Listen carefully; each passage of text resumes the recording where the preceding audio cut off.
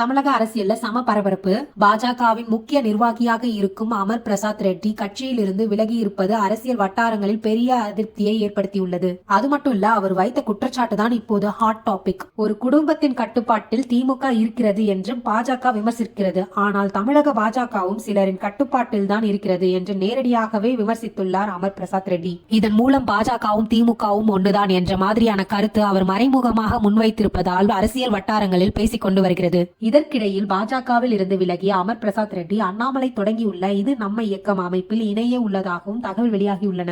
ஏற்கனவே பல நிர்வாகிகள் அண்ணாமலை அணிக்கு மாறி வரும் நிலையில் அமர் பிரசாத் ரெட்டி வருகை இந்த இயக்கத்திற்கு கூடுதல் பலன் சேர்க்கும் என்று கூறப்படுகிறது. ஒரு புறம் ஆளும் தாவேகா, மறுபுறம் வேகம் எடுக்கும் அண்ணாமலையின் புதிய இயக்கம். தமிழக அரசியலில் புதிய கூட்டணிகளும் புதிய அரசியல் உருவாக தொடங்கியுள்ளன. அமர் பிரசாத் ரெட்டியின் இந்த முடிவு தமிழக பாஜகவுக்கு பின்னடைவா அல்லது அண்ணாமலைக்கு பெரிய பூஸ்டா? உங்கள் கருத்தை கமெண்ட்ல சொல்லுங்க.